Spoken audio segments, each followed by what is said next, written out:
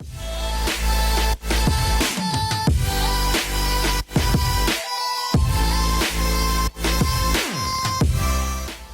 what's up, guys? It's me, Floyd AM, aka Freebase Floyd, and we are back at it again, discussing another movie. Today we are doing a Netflix movie, which is called The Silence. It's a movie directed by John R. Leonetti, who also directed the original Annabelle, so I was pretty excited when I was getting ready to watch this one. It also stars Stanley Tucci, which again, notch up, had me very excited to watch it, but just from the synopsis of the movie, I could tell it was going to be a rehash of two far better movies. So we're going to dive right in with why I think this movie sucked.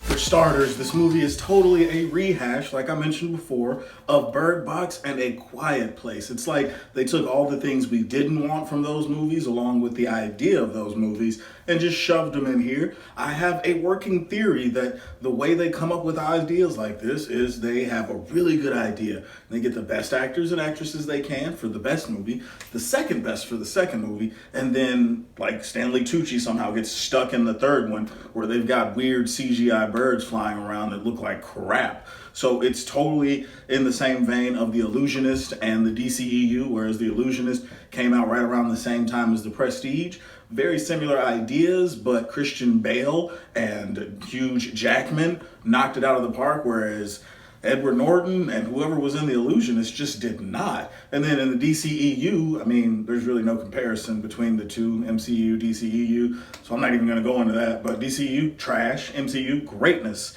Endgame, amazing. So The Silence falls right there with The Illusionist, and the DCEU is just not really that good. It seems like a stolen idea, and even if it is somehow the original, they didn't do a very good job casting, locations, CGI. It was poor all around. I just didn't like it. So it's just a rehash of another idea. The CG's decent at best, but with it being such an unoriginal idea, it's just very difficult for you to wow anybody and win any audiences over. We've already seen two really good movies do the exact same premise. It's like you love Scorpion and Sub-Zero on Mortal Kombat, and then all of a sudden they throw in Reptiles, Smoke, Noob Saibot, Rain, and they just give you a bunch of palette swaps with a few slight variations, and you're supposed to fall in love with them or at least be satisfied with them.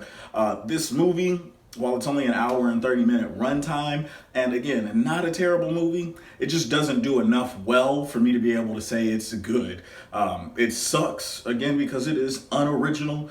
I could go back and watch A Quiet Place and find a ton more things that I liked about it than I could ever find in this movie. The Silence seems like a movie that just came along as something the Bird Box and A Quiet Place threw up. It's left of the leftover remnants of movies we liked, but only has the things we didn't like about the movies.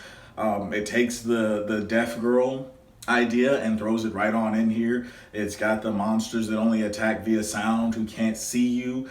It's got the loving, caring, brotherly, sisterly figure who's there to help out the family who is sacrificed early on to save them. There's just a lot going on in this movie that was stolen from other movies, and you can say there's nothing original in the world today, anything like that. This movie just epitomizes the lack of originality, and it really frustrates me because I went into this with somewhat medium hopes. They weren't high. I read the synopsis. I knew we were dealing with a movie that was very similar to something I had already seen, but I am a sci-fi guy. I'm a fantasy guy, so I had expectations, and they were all not met. None of my expectations were met. It's a disappointing movie. The secondary antagonist is trash. He seems to be there for the exact opposite of what the synopsis says they're there for.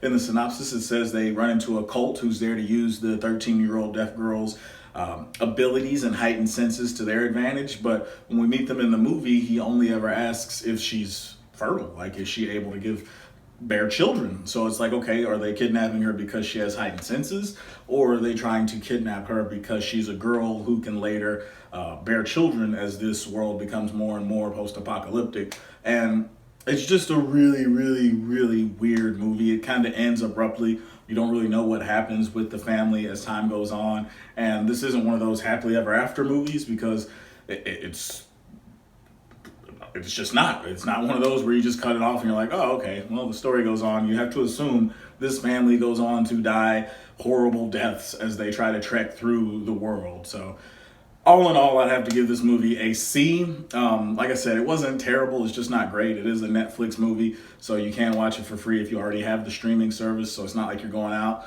buying popcorn, $20 drinks, and nachos or anything.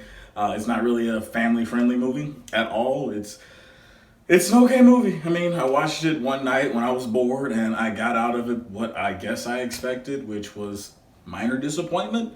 Not mad. Not mad at all, you know, just not happy about it. So, well. But hey guys, don't forget to like and subscribe, and go ahead and leave a comment down below. Let me know what you thought of the movie. What upcoming movies are you excited about? What movies have you seen this year that blew your mind or just disappointed you as much as this one disappointed me? Would love to discuss it back and forth with you guys. Also, don't forget to follow me on Instagram and Twitter at FloydAM. Go ahead and discuss movies there. I've got a lot of great content coming up for you on the channel, so stay tuned. Peace.